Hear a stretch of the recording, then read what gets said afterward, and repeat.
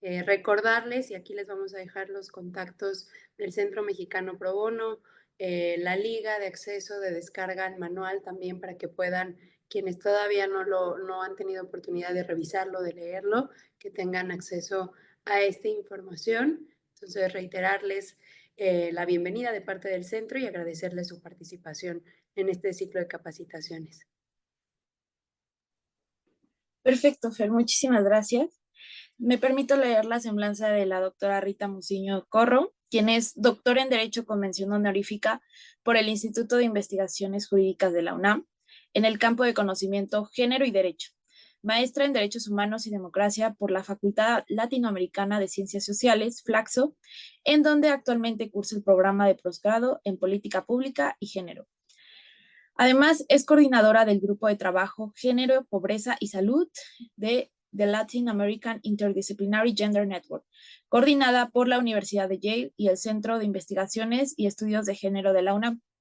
En 2017, inició el Círculo Feminista de Análisis Jurídico, organización destinada a la difusión de la cultura jurídica desde una perspectiva feminista.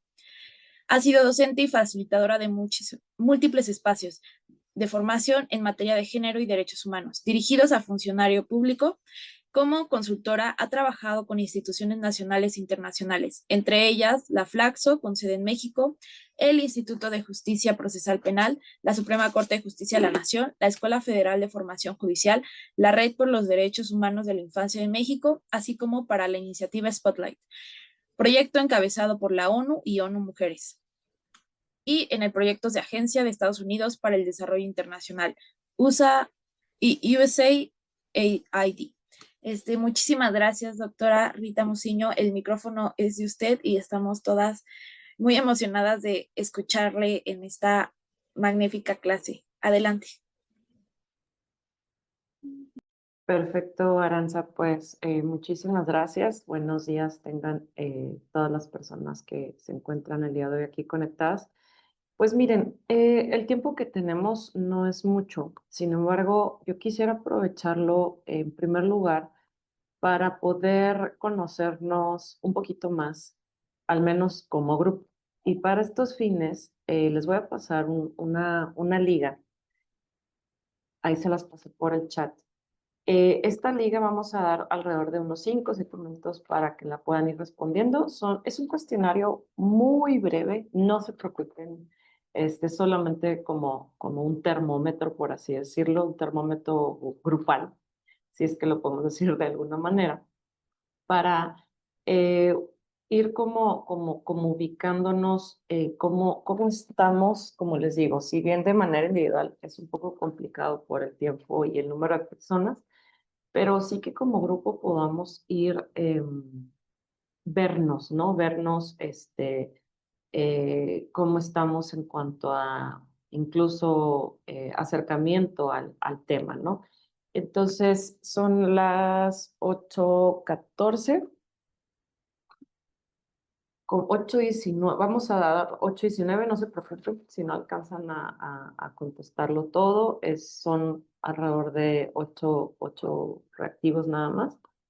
Los primeros son de su experiencia o si trabajan con el tema de género en su, su, su día a día. Entonces, vamos a dar ese tiempo para que ustedes puedan ver este cuestionario y después de eso regresamos. Entonces, igual para quien se vaya conectando, lo estaré como poniendo conforme vaya viendo que están conectándose personas, pero entiendo que ahorita ya estamos varias de las que vamos a estar en esta sesión. Entonces, pues, adelante y también si por alguna razón no lo pueden abrir o algo así, que me lo hagan saber.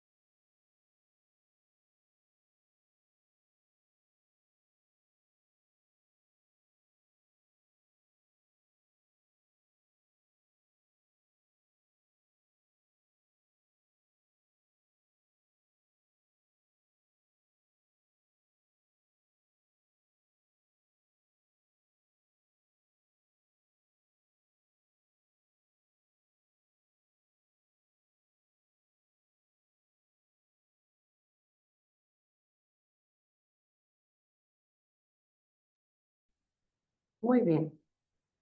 Ya tenemos 61 respuestas. Sé que faltan todavía algunas más.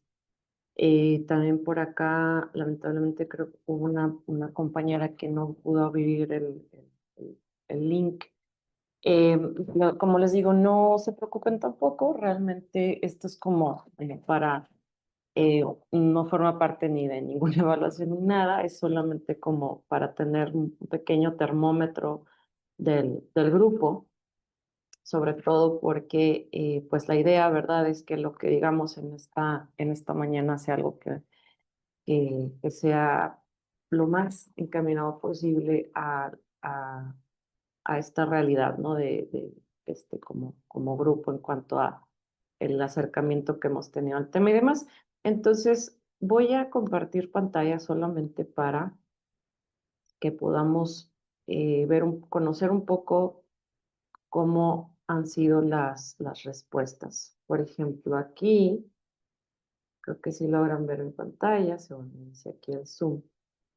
En cuanto Sí, a, sí, se ve. Ujú. muchas gracias, Araila. En cuanto a si cuentan con algún curso relacionado con la perspectiva, pues podemos ver que de las 61 respuestas que hemos recibido, la mayor parte, o sea, 52 personas sí han tenido algún curso.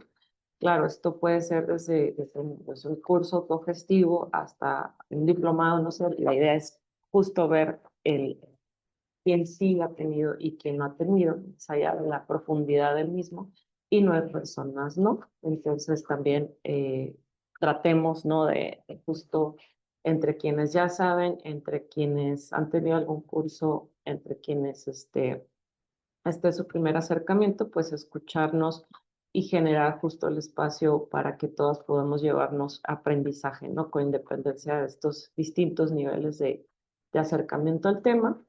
En el trabajo también con cuánta frecuencia utilizas la perspectiva de género. Vemos que 48 personas de 61 dicen siempre.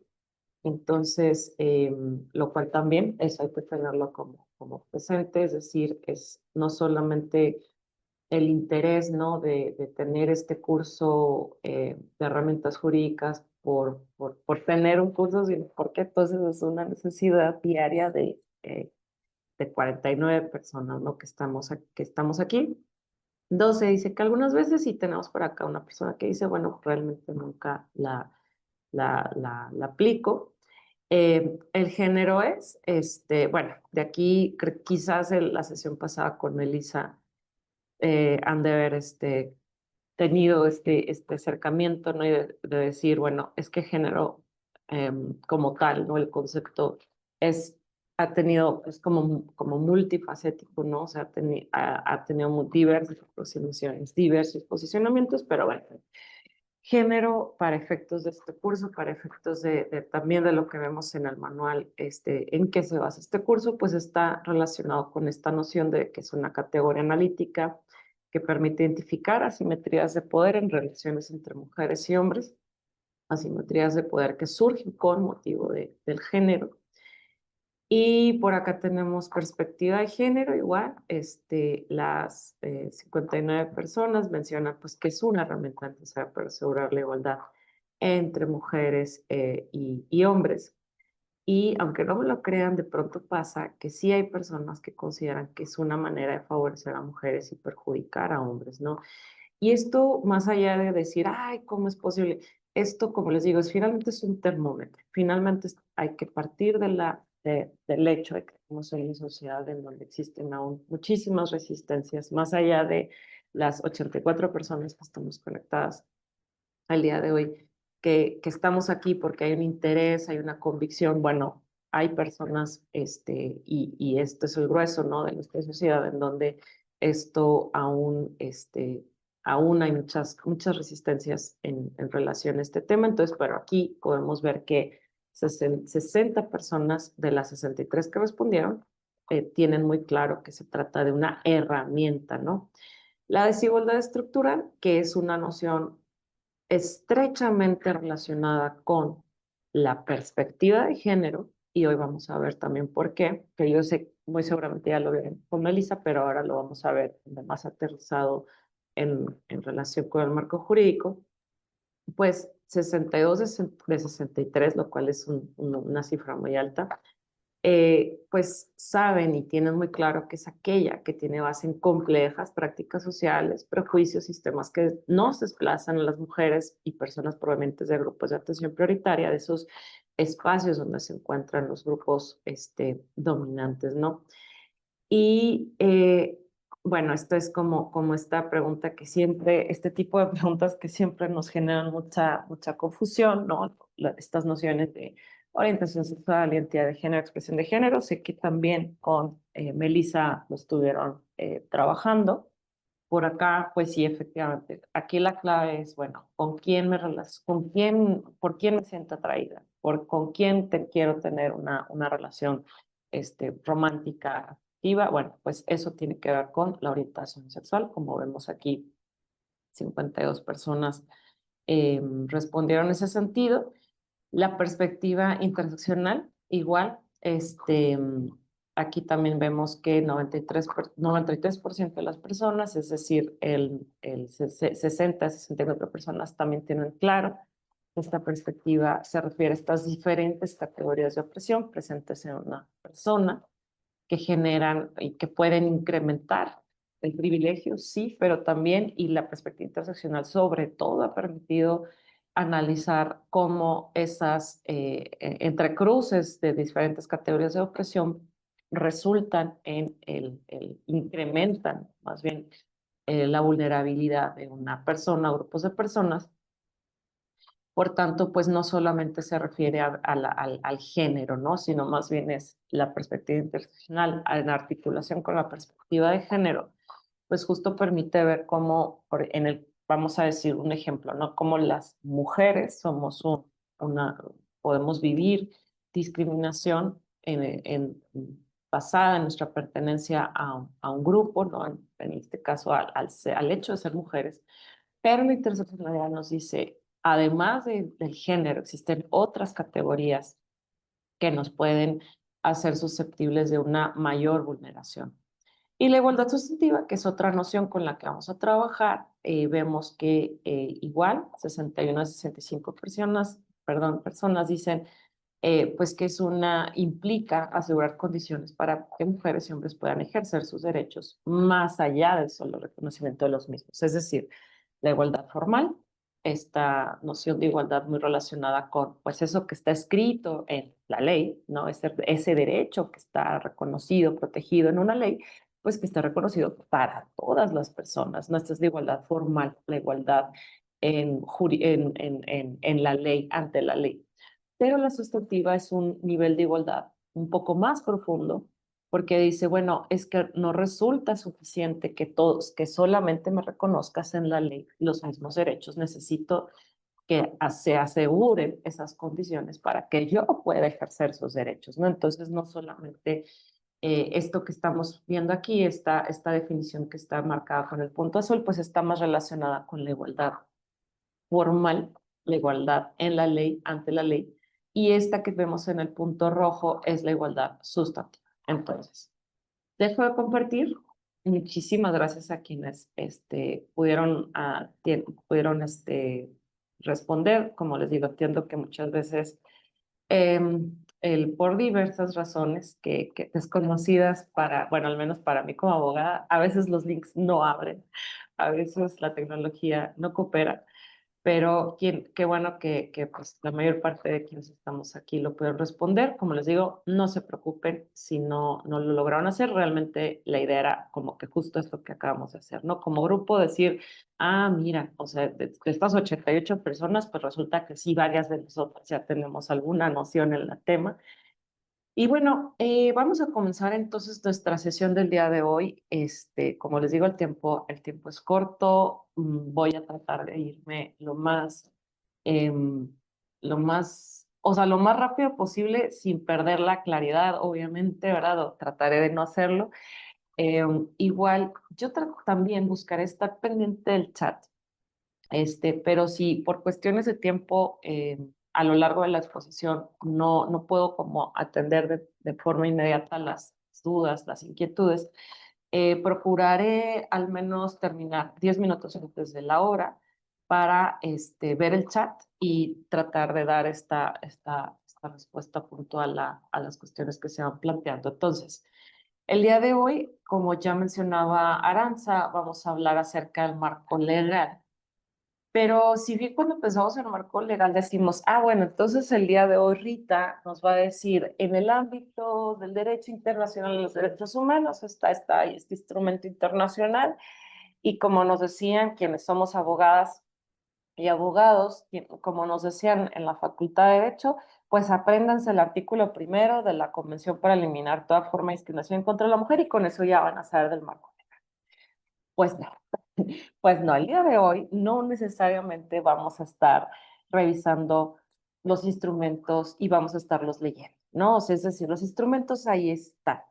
Las referencias es así, ya se encuentran desarrolladas de manera bastante puntual. Aranza en este manual hace esta recopilación de estos instrumentos. Vamos a hablar de ellos, claro que sí, no crean que así. Entonces, ¿de qué vamos a hablar? No, o sea, sí vamos a hablar de ellos, pero antes de hablar de eso, quisiera que el día de hoy hagamos como que recojamos o retomemos más bien varias de las nociones que muy probablemente estuvieron viendo con Melissa en el módulo 1, para de ahí empezar a ver cómo estas nociones se van insertando, se van incorporando a nuestro marco legal con un objetivo y una finalidad particular. Es decir, eso que nosotras y nosotros vemos en el marco legal, como les digo, en la CEDAW, ¿no? Esta Convención para la Eliminación de toda forma de discriminación, o que vemos en la Convención Interamericana para prevenir, sancionar, erradicar la violencia en contra de la mujer. Eso que vemos ahí es algo que ha sido el producto y el resultado de esfuerzos importantes, lo voy a decir así, de mujeres, porque, pues por supuesto, ¿no? A quienes nos interesa que nuestros derechos estén ahí plasmados de la mejor manera posible, es a las mujeres, a las principales afectadas por la invisibilización jurídica pues, que ha existido, ¿no? Entonces, la idea es que justo también podamos hacer esta revisión, ¿no? O sea, este espejeo, por así decirlo, entre lo teórico y lo práctico, ¿no? O sea, ir espejeando, pero a la vez ir entretejiendo e ir reconociendo, a ver, ¿por qué la definición de discriminación que establece la CEDAW tiene esas palabras, esas nociones?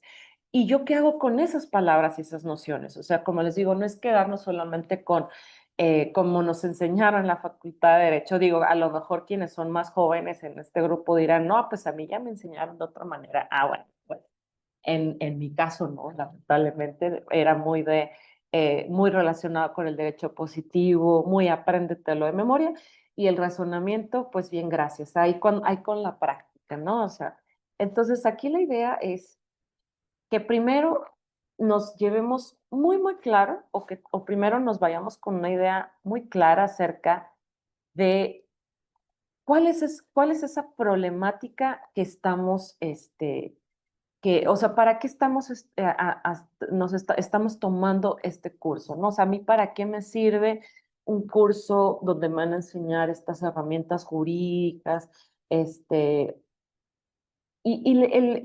Aquí en este esquema, a muy grandes rasgos, es donde trato de presentar como pues, no sé si decirlo como una versión gráfica, ¿no? O no sé, hasta un mapa mental acerca de esta problemática, ¿no? O sea, esta problemática que con nuestro trabajo, que con este aprendizaje que estamos teniendo, que con el trabajo que tenemos en el día a día, buscamos resolver. Cuando cuando utilizamos la perspectiva de género interseccional es porque vamos a resolver jurídicamente, claro, un problema de género. Un problema de género, y los problemas de género están estrechamente vinculados con la desigualdad estructural, siendo la desigualdad de género una desigualdad estructural. Por tanto, es esencial que cuando miremos esta problemática, o sea, cuando digo esta problemática me refiero a los problemas de género, como pueden ser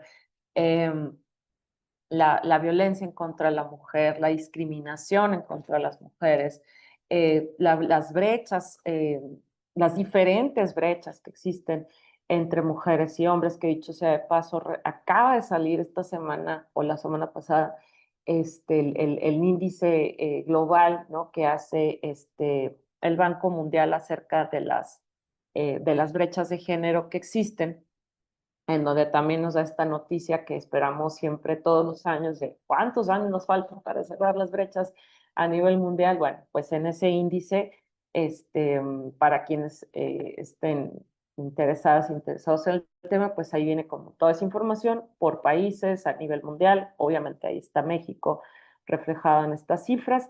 Entonces, como les digo, cuando hablamos de estos problemas de género, me refiero a grandes rasgos, pues a estos distintas problemáticas que surgen para las personas con motivo de su género y en un sentido más amplio, con motivo de su orientación sexual, de su identidad de género, de su expresión de género.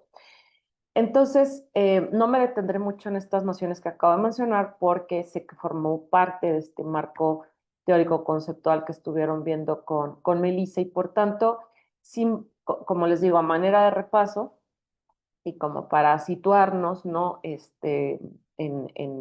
nuestra plática, o bueno, esta exposición del día de hoy, es que presento esta gráfica, ¿no? O sea, es decir, esta, este sistema de sexo-género que estuvieron viendo en el módulo 1, en donde se explica, bueno, qué es esto del sexo, qué es esto del género, pero no solamente eso, sino que cómo a partir de la comprensión, el entendimiento de este sistema es que podemos o tenemos claridad acerca de cómo este sistema se relaciona con las asimetrías de poder y por ende con la desigualdad de género, pues tiene un fuerte vínculo con esta discriminación, con la violencia y, como les digo, con esta desigualdad de género. Y esta desigualdad, también les mencionaba, es una desigualdad estructural, lo cual requiere de la aplicación de estas herramientas analíticas para su resolución. La verdad que en la experiencia puedo decir que si bien, por supuesto, la perspectiva de género es la que nos permite ver la raíz, ¿no? La raíz y comprender cómo esa situación, ese conflicto, esa vulneración a derechos se basa en el género de la persona. Sí que es importante que esta mirada hacia la problemática, pero también la posible solución a la misma, vayan de la mano de estas otras herramientas analíticas como son la interseccionalidad. Esto para que no se nos vayan a escapar los entrecruces con otras categorías o características de las personas, además del género, pero también debe de ir de la mano esta revisión desde los derechos humanos, siendo el enfoque de derechos humanos aquel que nos permite entender quiénes son las personas titulares de los derechos. Esta persona que está viendo afectada su situación jurídica con motivo del género, y otras situaciones, otras características de qué derechos es titular, de qué derechos es titular, qué derechos están viendo afectados con esta problemática y quiénes son las autoridades responsables de atender esos derechos, qué obligaciones se desprenden para el Estado a partir de estos derechos, ¿no? Entonces, por eso es importante que, como entiendo, este curso va más encaminado hacia personas litigantes, hacia personas defensoras. Entonces, pensar, ¿no?, desde esta visión, desde esta lógica de decir, bueno, en este caso en concreto, pensar desde esta triada analítica, por así decirlo, ¿no? Se basa esto principalmente o preponderantemente, esta vulneración en el género de la persona, pero también desde esta mirada interseccional puedo ver cómo además del género están ahí inmersas otras características que están produciendo incrementando esta vulneración. Y desde esta visión de los derechos humanos, entender esa persona que estoy conociendo de su asunto, de su caso, cuáles son los derechos que están viendo, cuáles son los derechos que están siendo afectados en este caso, em, cómo se interrelaciona este derecho clave que está siendo afectado con otros, cuáles son las responsabilidades que se desprenden para el Estado en el marco de estos derechos. En fin, esto es apenas sé que para hacer las 8 de la mañana es como como mucha información, pero insisto, bueno, al menos con este esquema podemos como, si de pronto me siento como perdido, bueno, podemos como decir, ok, como encauzarnos un poquito más en todo este bagaje teórico conceptual y ahora jurídico que vamos a ver, ¿no? Entonces, estas herramientas justo de derechos humanos, perspectiva de género interseccionalidad nos permiten atender, incidir en esas situaciones que producen esa desigualdad estructural. Ahora, si lo queremos ver de otra manera, ¿no? Ver cómo se van entretejiendo y se van también, ¿no? Como articulando, ¿no? Estas nociones teóricas que hemos visto desde el módulo 1, podemos verlo también de esta otra manera, ¿no? Decir, bueno, es que a partir de este sistema sexo-género, existe o se da esta distribución inequitativa del poder en función del género, lo que produce asimetrías entre mujeres, hombres, personas de la diversidad sexogenérica, y estas asimetrías producen esta discriminación basada en el género, que en su expresión más exacerbada deriva en la violencia, y la violencia, la discriminación, pues son esta válvula de seguridad de la desigualdad de género. O sea, eso es lo que hace que, pese a todos los esfuerzos que existen, la desigualdad de género persista. No está discriminación y esta violencia basada en el género. Entonces, una vez mencionado lo anterior, una vez habiéndonos más bien situado y retomado este bagaje teórico-conceptual que estuvieron viendo en la sesión pasada, es que el día de hoy vamos a concentrarnos entonces en ir como les digo, como desmenuzando la problemática. Entonces, es todo esto que analizamos a la luz de la perspectiva de género, interseccionalidad, derechos humanos, no es nada más que una situación o lo que buscamos analizar y resolver a través de estas herramientas, pues es esta desigualdad estructural en la que se encuentran ciertos grupos con motivo de la denegación histórica de poder y de recursos que les sitúan en esa posición. Como ya veíamos en nuestro cuestionario inicial y que muchos lo tuvieron presente, esta desigualdad no deriva de factores que puedan cambiar las personas que se vean afectadas por ella, como esto que luego te dicen, no, tú puedes vibrar alto, bueno, esas cosas, ¿verdad? Cuando estamos en un escenario de desigualdad estructural, son complicadas de resolver por la persona en sí misma. Esto porque la desigualdad estructural está relacionada en sí con el contexto social que rodea a las personas que se encuentran en esta situación de desventaja. Por tanto, requiere de medidas transformativas, es decir, no solamente de tapar baches, ¿no? Con chapopote, como decimos acá en el norte, sino que requiere que ese camino, ¿no? Ese camino parejo que queremos dejar para todas las personas se allane, ¿no? Y se ponga un piso parejo con cosas que a la primera lluvia no se nos vayan a volver a hacer los baches, sino con concreto, ¿no? Es decir, ya sé que estoy mezclando de pronto ahí, porque Rita me habla de caminos, de concreto, de baches. Bueno, porque si yo solamente me centro en decir, pues solamente voy a establecer estas medidas temporales, ¿verdad? Estas acciones afirmativas.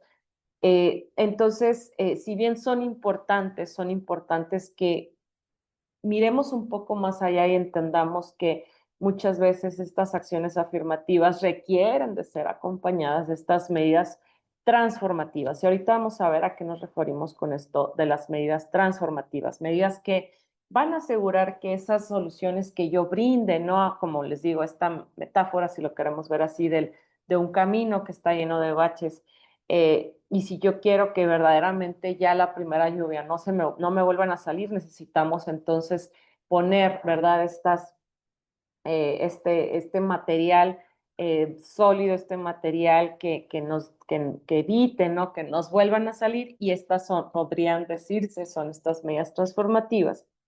Y esta desigualdad existe con motivo de, esta desigualdad estructural existe con motivo de prácticas reproducidas por las instituciones, avaladas por el orden social, que provocan que las personas enfrentemos diferentes escenarios sociales, políticos, económicos y éticos, así como diferentes oportunidades de desarrollo y de consecución de los planes de vida. De hecho, ayer justo estaba viendo una infografía que hizo el Centro de Estudios Espinosa Iglesias, en donde justo, y creo que lo hubiera sido muy bueno traerlo para esta sesión, donde justo te plantean como dos historias de vida. A manera de ejemplo te hablan de la desigualdad estructural con dos historias de vida, ¿no? La de Lupita y la de Carla, me parece que era el nombre de la otra, del ejemplo que daban en esta infografía. Y te decían, bueno, Lupita nació en este contexto, sus papás tuvieron estos estudios, y Carla nació en este contexto, está en escuelas privadas, en las tardes recibe clases de inglés desde que tiene uso de razón, en fin, ¿no? Entonces te van planteando cómo, por ejemplo, ya para el grado de primaria, de prepa, ¿no? Lupita tiene que renunciar a la escuela para el tema de cuidados, para trabajos domésticos, y Carla pues está súper concentrada en su futuro, ¿no? Entonces, con este ejemplo, ¿verdad? Te van planteando, sí, este tema que es tan complejo, que es la desigualdad estructural, pero también te van planteando cómo las realidades nos atraviesan, ¿no? Las realidades nos atraviesan, y los remedios para que nuestras realidades al menos no nos afecten de manera exacerbada y que nos permitan siquiera, ¿no? Tener los recursos para la movilidad social, pues los remedios son mucho más, muchísimo más complejos, deberían de ser más integrales que lo que muchas veces se busca, que la manera, ¿no? O sea, que lo que muchas veces se busca hacer a través de las políticas públicas, ¿no? Que muchas veces se busca solamente llegar a estos remedios, ¿no? A través de, por ejemplo, de becas de estudio, ¿no? O sea, que cuando miramos estas realidades como la que nos plantean en esta infografía de Lupita, pues entendemos que hay realidades, hay contextos, hay situaciones que ameritan de cuestiones adicionales que una sola beca de estudios, ¿verdad?, no va a resolver. No cuando vemos las problemáticas sociales y de género con este lente de la desigualdad estructural. Entonces, como les digo, en este sentido, las personas que integramos estos grupos de atención prioritaria, somos susceptibles de vernos excluidas y sometidas con motivo de estas complejas prácticas sociales, prejuicios y sistemas de creencias que desplazan a las mujeres, a las personas con discapacidad, indígenas, personas transgénero, migrantes, en fin, u otros grupos de personas de ámbitos en los que los grupos dominantes se desarrollan y controlan. Entonces, viendo la desigualdad de género como desigualdad estructural, es entender que esta desigualdad no es producto de un simple problema de diferencia de oposición entre mujeres y hombres, sino de una diferencia que es organizada socialmente en términos verticales y que ubica a ciertos grupos de población en una posición de desventaja en términos de poder.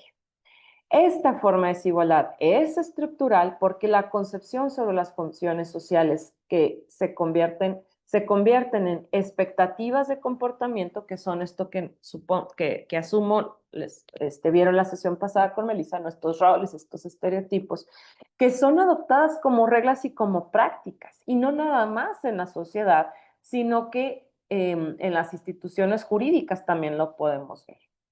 y que por eso ha sido muy importante aquí el papel de la crítica feminista que se hace al derecho, ¿no? Donde desde esta crítica feminista se revela que el derecho es androcéntrico, que el derecho es patriarcal, pero también nos da pautas sobre cómo podemos transformar lo jurídico para que sea incluyente, no sexista, y que además considere las necesidades y particularidades de un grupo tan heterogéneo, ¿no? Como lo somos las mujeres. En fin, la Comisión Interamericana ha sostenido, y esto también se encuentra señalado en su manual, que esta concepción de discriminación estructural de las mujeres no solo debe ser rechazada, no solo decir, ay, qué bárbaro, ¿no? Las mujeres son discriminadas, esto es injusto, ¿no?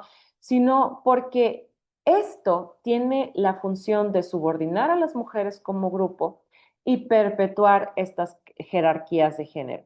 Entonces, nos dicen Tatiana Alfonso y Micaela Alterio, es importante precisar que la razón por la que se encuentran en esa situación de desventaja son los mecanismos sociales que nos ubican en esos roles, ¿no?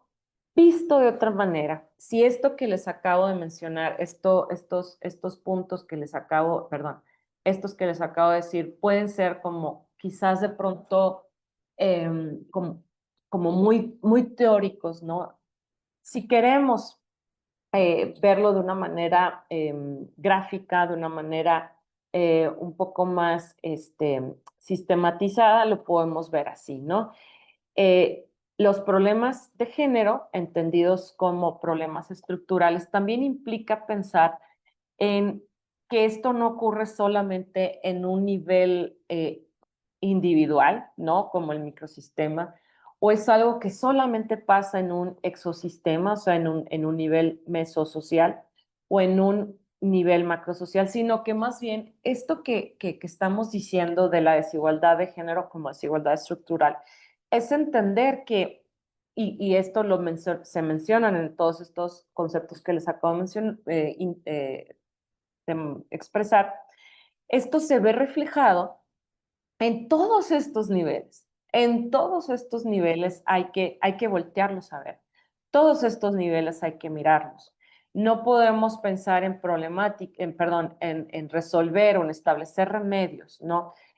Como persona defensora, mirar los posibles remedios o las posibles estrategias de defensa, si no miro a todos estos niveles en que en que opera, ¿no? En que opera esta desigualdad.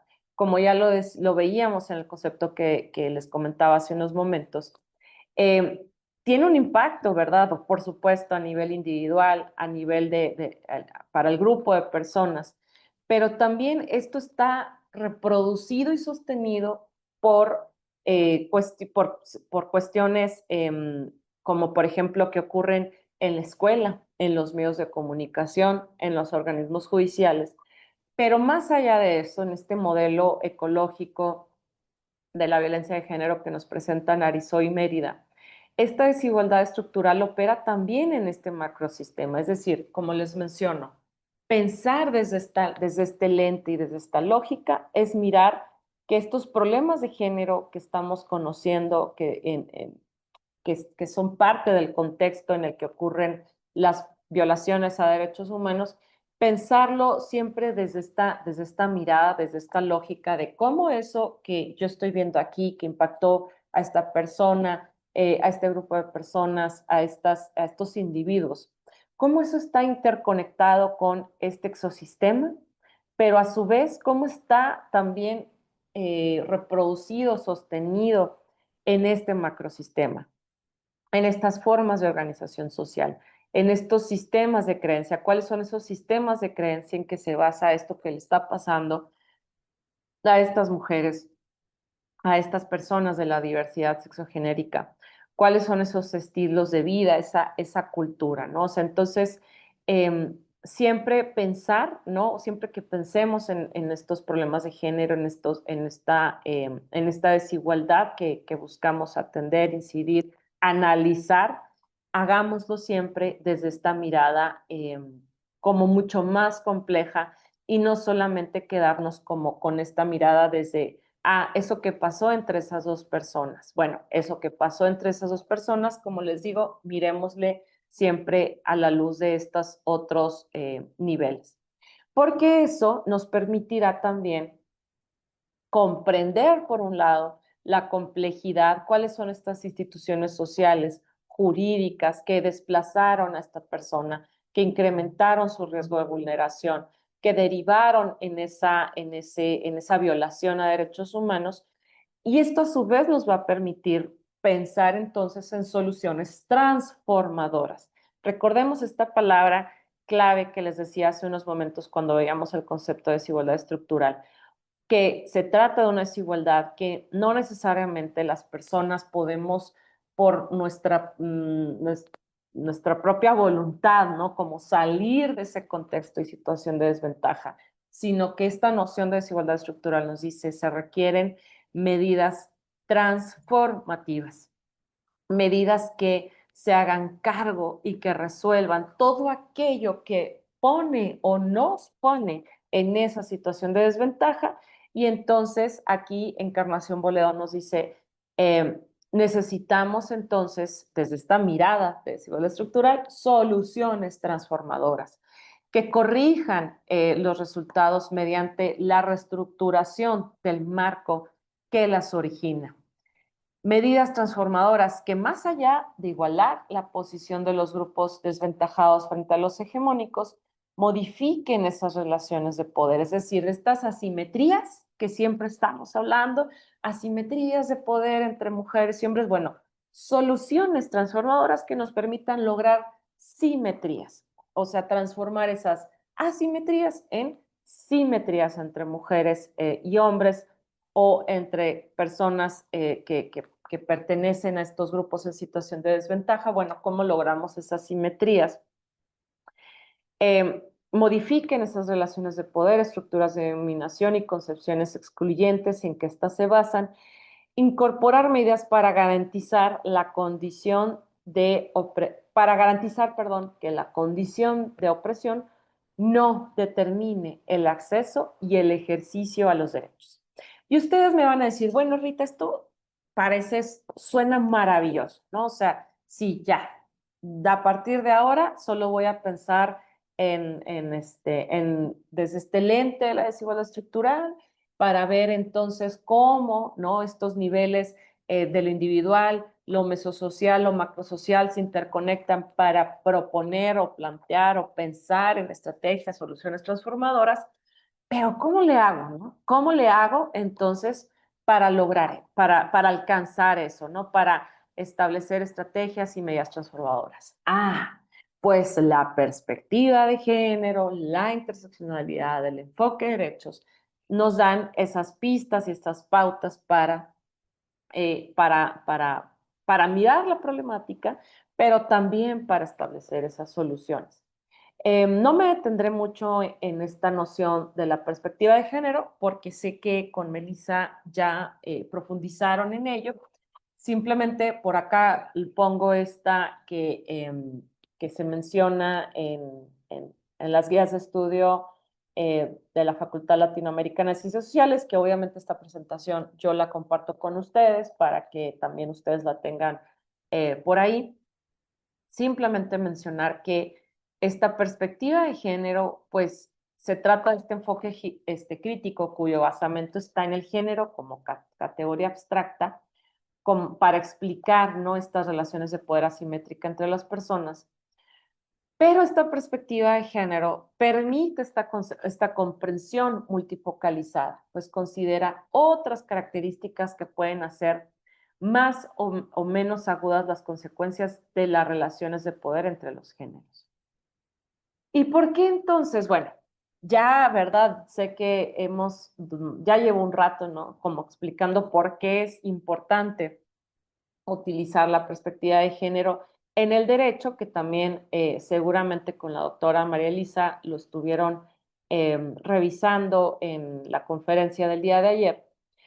Pero simplemente a manera de repaso o de puntualización, es que es importante, por un lado, porque como ya decíamos, pues el derecho, ¿no? O sea, como muchas cuestiones que se construyeron, mucho conocimiento que hoy en día pensamos escrito en piedra, pues resulta que desde los feminismos, ¿no? A través de esta herramienta analítica que es la perspectiva de género, se ha logrado identificar que todo eso que pensábamos objetivo, neutral, científico, ¿no? Escrito en piedra, pues mucho de ese conocimiento, mucho de ese bagaje, resulta que tiene sesgos, que tiene una visión androcéntrica, que se hizo a partir de un paradigma de ser humano. Entonces, de ahí, ¿no? Si les preguntan, ¿no? Que muchas veces, como les digo, sabemos que estamos en un escenario en donde quizás las 97 personas que estamos conectadas el día de hoy lo tengamos claro, pero fuera de estas 97 personas que estamos aquí, encontraremos probablemente muchas resistencias y quizás la pregunta que siempre nos hacen es eso, bueno, pero ¿por qué? Si ya está ahí, está la Constitución, está el Código Nacional de Procedimientos, ¿por qué además, no? Porque eso es otro punto, ¿no? Además se considera que la perspectiva de género es algo adicional, es algo si me alcanza el tiempo, la aplico. Y cuando vemos esta clase que estamos viendo el día de hoy y el resto de las que van a ver, pues podemos entender que no es algo adicional, no es una tarea que, bueno, después de que ya incorporé o analicé, revisé la legislación sustantiva, le meto la perspectiva de género. No, esto tiene que ir articulado, tiene que ir aparejado, no tiene que ir de la mano. Esto, como les digo, porque el derecho se ha conformado de esta visión androcéntrica, todo lo cual vulnera el derecho a la igualdad y no discriminación, ya que, como les digo, pues se establece desde un paradigma de ser persona, el derecho establece lo que considera que las mujeres debemos de hacer o no hacer en función de ese paradigma de ser persona. Y como les digo, pues al desconocernos en nuestra heterogeneidad, pues existen disposiciones que pueden ser vulneradoras de este derecho y principio de igualdad y no discriminación. Y entonces, como les menciono, en este contexto es necesaria la perspectiva de género, pues para revelar la ausencia de neutralidad de derecho y los efectos que esto tiene. No solamente se trata de decir, pues el derecho no es neutral al género, no, pero eso qué efectos está teniendo en el reconocimiento, en el acceso y en el ejercicio de los derechos de las personas. Y al mismo tiempo, la perspectiva de género se constituye como una herramienta que favorece la conformación de una normativa, pues apegada a estas necesidades y a estas particularidades. Entonces, como les digo, no solamente nos hace ver la problemática, sino que también nos da cuáles son esas soluciones. Y simplemente para también estar en un piso común, aquí recupero algunos de estos puntos, de estos aspectos que en la experiencia, en el día a día, he llegado a escuchar acerca de lo que se piensa, ¿no? Que es la perspectiva de género y lo que realmente es la perspectiva de género, lo que realmente implica analizar casos con perspectiva de género. Y casi estoy segura, ¿verdad?, que las personas que el día de hoy estamos conectadas nos quedará clarísimo, pues que no se trata de una herramienta que, se, que implique darle la razón a las mujeres siempre y bajo cualquier circunstancia, ¿no? O que perspectiva de género solamente se aplique cuando estamos frente a casos que involucren mujeres, ¿no? Y por el contrario, se trata de una visión que nos permite identificar factores que impiden alcanzar la igualdad sustantiva de los derechos y que tampoco se trata de una perspectiva diseñada para proteger solo a las mujeres y perjudicar a los hombres, sino que nos permite visibilizar desigualdades que producen cargas de género, así como otras condiciones de identidad, lo cual le sucede tanto a hombres como a mujeres. Y que quizás quienes ya han tenido algún acercamiento con el tema, un ejemplo que siempre, o ejemplos que surgen, ¿no? En cómo esto también, estas cargas de género tienen efectos en el acceso a derecho de hombres, pues lo vemos cuando volteamos a ver el servicio de guarderías, lo vemos cuando volteamos a ver incluso temas de pensión por viudez, cosas que ya han ido transformándose gracias a la perspectiva de género, cosas que ya han ido transformándose a través de resoluciones de la Suprema Corte de Justicia de la Nación, en donde dicen, bueno, es que esto que dice la ley de que para que un hombre pueda cobrar la pensión por viudez de su pareja, ¿no? Su esposa o difunta esposa, que dice, bueno, para que un hombre pueda acceder a este derecho, o decía, pues, puede acceder a este derecho, pues necesita mostrar que no puede trabajar, no puede moverse, no puede hacer nada por sí mismo casi, ¿no? O sea, una cosa así como, pero ¿por qué? ¿No? O sea, y claro, esto reproduce la lógica de que pues los hombres son los proveedores, son los que salen y no se piensa, ¿verdad? Que los hombres también son heterogéneos, ¿no? Como casi que la arena del mar. Entonces, pues hay personas, ¿verdad? O sea, y no, hay hombres, ¿no? O sea, pues, que viven otras realidades, pero que no solamente se trata de, bueno, es que necesitas mostrar que, sino es decir, bueno, así como la mujer tiene o puede gozar de este derecho, de este acceso a la pensión por vejez, pues lo debería de ser hombre, lo deberían de ser las personas con independencia, ¿no? De si se encuentran insertas en una relación heteronormada, en fin, ¿no? Estos son otros, son temas, ¿no? Que van saliendo cuando revisamos la ley a la luz de esta perspectiva de género. Pero entonces, siguiendo con este cuadro que les estoy presentando, ¿qué no es? Pues no busca igualar a las mujeres con los hombres. En cambio, pugna por el reconocimiento y el valor de esas diferencias, pero que esas diferencias no se traduzcan en barreras para el acceso a los derechos, ¿no? O sea, es decir, sí, reconozcamos que las mujeres tenemos particularidades, los hombres tienen otras particularidades, perdón, personas no binarias tienen otras particularidades, entonces, ¿cómo el derecho puede mirar, ¿no? Esta heterogeneidad y establecer una regulación justa e incluyente para todas las personas? Busca entonces modificar estas condiciones de desigualdad que se encuentran las personas con motivo de su género, además de otras condiciones. Bueno, aquí solamente mencionarles, ¿no? Que cuando hablamos de derecho, cuando pensamos en lo jurídico, eh, aquí me gusta, bueno, retomar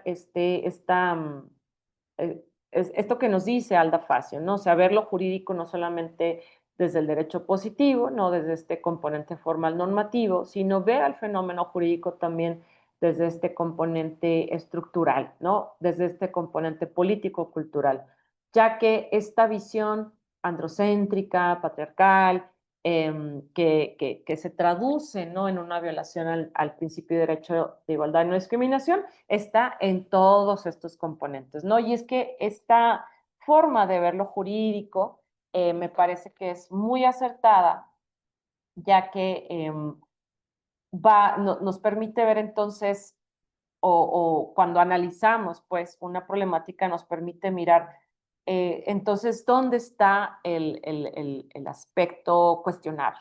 Está en las leyes escritas, en el derecho positivo, o puede, ¿no? Puede que resulta que lo analizas y dices, no, me parece que esta ley como tal no está reproduciendo estereotipos, me parece, o pareciera, ¿no? Que es neutral. Entonces, a lo mejor, a ver, vamos a revisar el componente estructural, cómo se está interpretando, cómo se está aplicando esa ley, o también mirar este componente político-cultural, ¿no? Estas reglas informales, esto que no está escrito en ningún lado, pero que sabemos, ¿no? Quienes hemos trabajado quizás en una institución pública, sabemos que existen estas reglas informales que muchas veces terminan por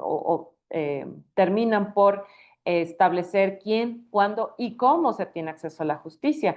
No nos vayamos muy lejos, este ejemplo que siempre o que lamentablemente sigue vigente, ¿no?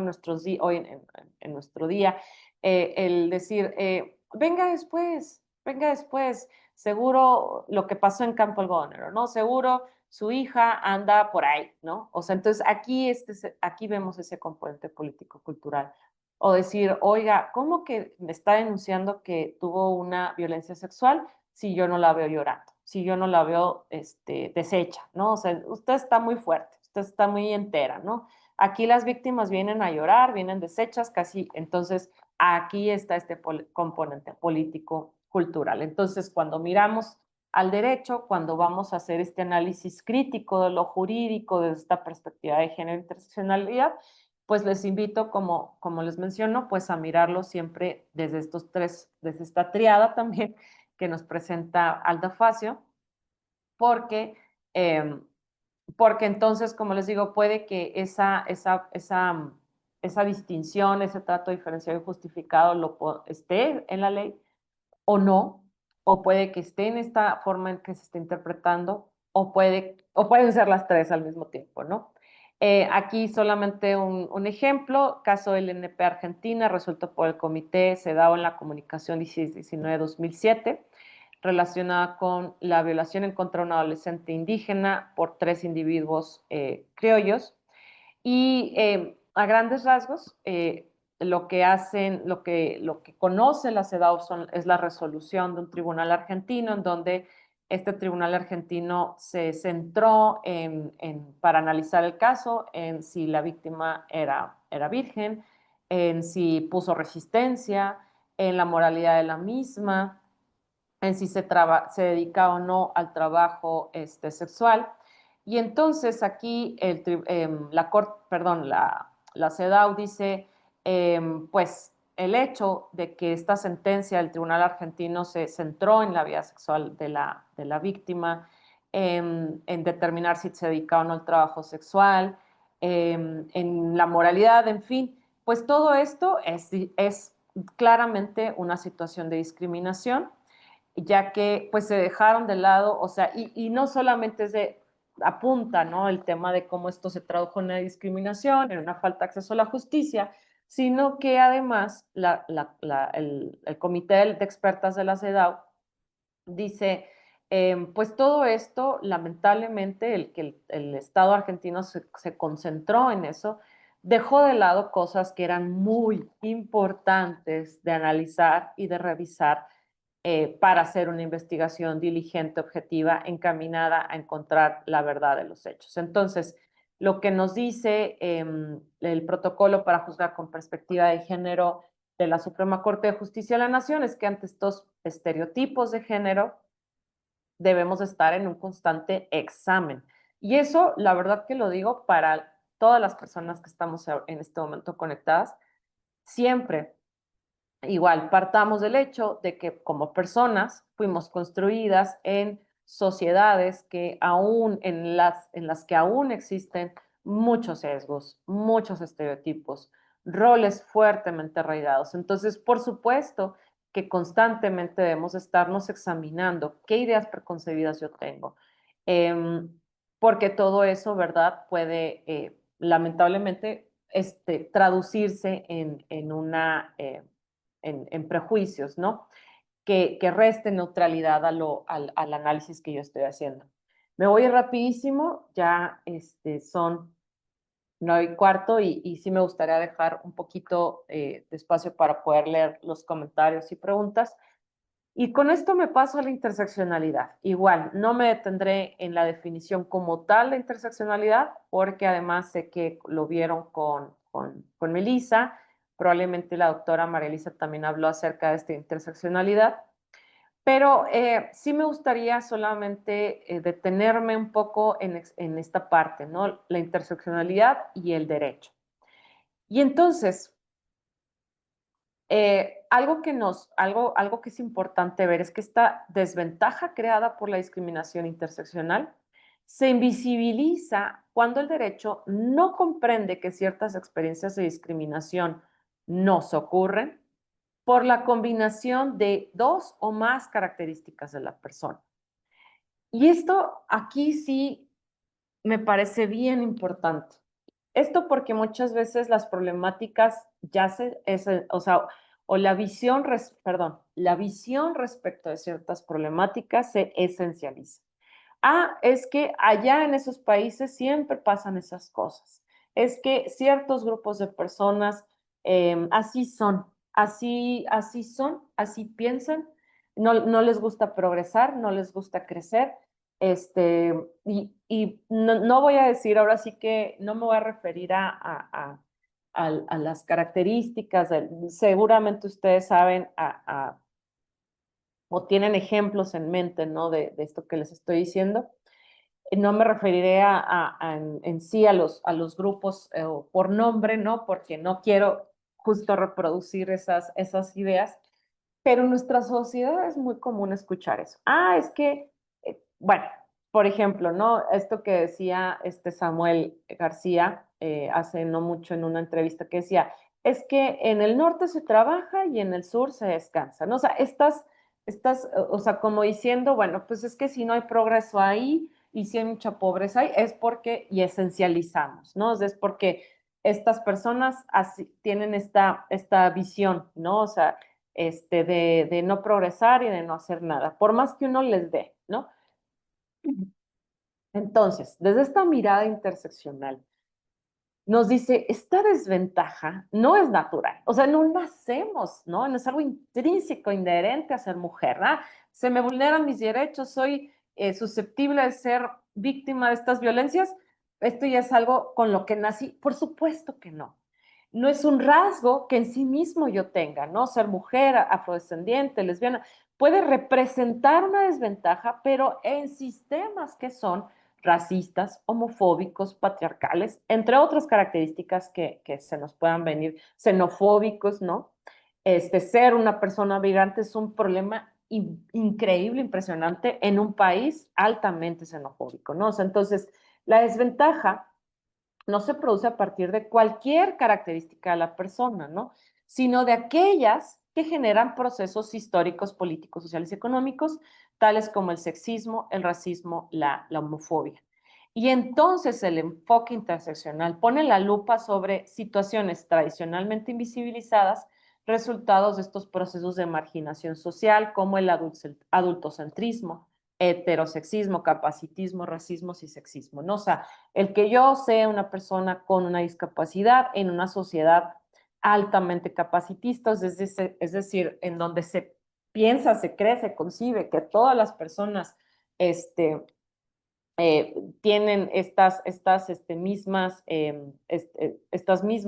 capacidades, o sea, es decir, que no tienen discapacidades, entonces pues no tenemos rampas, no tenemos escritura braille, no tenemos, es una sociedad en la que es básicamente no imposible habitar, ¿no? Entonces, como les digo, no es algo natural, no es algo intrínseco esta desventaja. Esta desventaja y aparte no existe esta interseccionalidad, perdón, esta desventaja no se produce a partir de cualquier característica, sino de esa característica que en particular inserta en ese sistema racista, homofóbico, bla, bla, bla, produce esa desventaja. Permite ver entonces la realidad en su complejidad para poder responder a ella, hace una apreciación substancial del contexto. Y aquí los abogados debemos explorar la posibilidad de adoptar entonces enfoques y la importancia también de esto que nos dice, nos invita a la perspectiva de género, la interdisciplina. Muchas veces como abogados no alcanzamos a entender, a comprenderlo todo y requerimos de estas otras miradas antropológicas, etnográficas, psicológicas. Por acá les ponía yo un ejemplo, me lo voy a saltar, simplemente igual cuando tengan la oportunidad de mirar con mayor detenimiento estas diapositivas, pues la idea de este ejemplo justo es poder tener esta mirada interseccional del caso. Igual, otro ejemplo lo vemos en el caso González Yuy y otros contra Ecuador de 2015 de la Corte Interamericana de Derechos Humanos. Hago la aclaración, no es que la Corte Interamericana apenas en este caso empezó a tener esta análisis interseccionalidad, pero sí es donde es como más notorio esta revisión, como más cuidadosa y minuciosa de este enfoque, ¿no? Es como un caso paradigmático en ese sentido. en donde la Corte Interamericana hace referencia de las características de Thalía, que era una mujer, perdón, una niña, ¿no? Una niña, una mujer, en ese momento, en el momento de los hechos, en las que en una clínica donde recibe una atención médica por un padecimiento, recibe una transfusión de sangre contaminada y por ello adquiere VIH. Y entonces aquí la Corte Interamericana hace este análisis muy detallado desde este enfoque de género interseccional, en donde dice, es que esto que vivió Thalía o sea, se desprende de esta condición, de la condición socioeconómica, del hecho por la edad, por haber sido niña, por haber sido mujer, por el VIH, y además, ¿no? Todo lo que se desprendió en cuanto a acceso a la educación por haber sido portadora de VIH. Y entonces la Corte no solo se queda con eso, ¿no? Los análisis, los estudios de interseccionalidad nos dicen, la interseccionalidad no es una sumatoria. O sea, no es decir, es que era pobre, es que era indígena, es que esto, es que el otro, y ya, ¿no? Y más bien es, miremos, analicemos de manera detallada, minuciosa, estas características de la persona. Y como nos dice la definición que hace unos momentos les decía, cómo esa característica inserta en esa situación, en este caso de Thalía, en esa situación que estaba atravesando el sistema de salud, bla, bla, en el Ecuador, cómo todas esas características insertas en ese contexto del macrosocial, ¿no?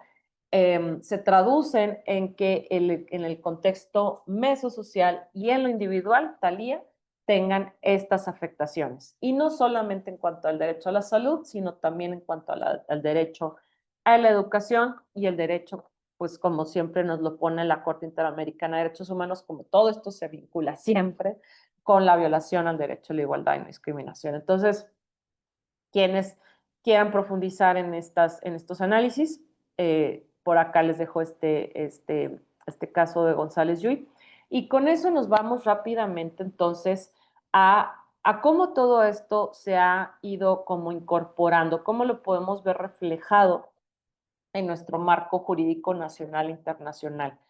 Cómo desde el marco jurídico nacional e internacional se ha buscado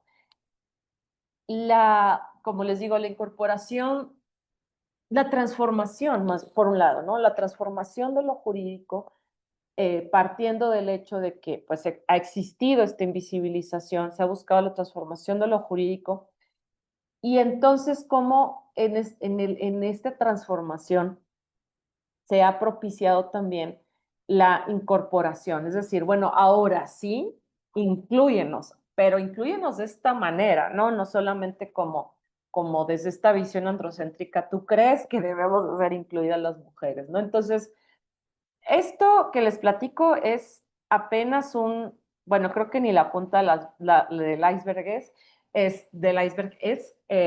Aranza por ahí en el manual lo detalla de una manera muchísimo más minuciosa y puntual en el manual. Entonces, el cual, por supuesto, les invito cuando vean el marco jurídico a verlo así.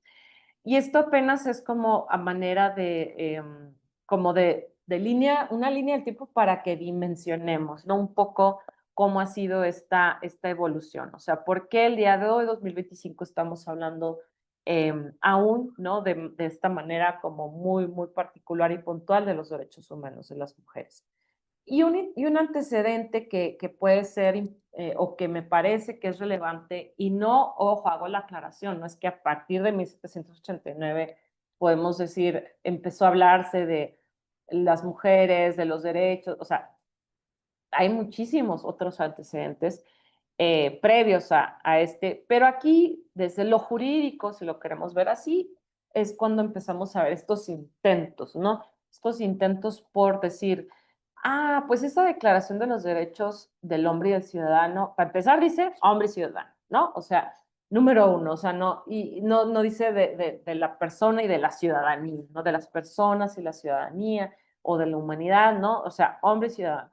Entonces esto con lo que se buscó reproducir estos valores que fueron cimiento de la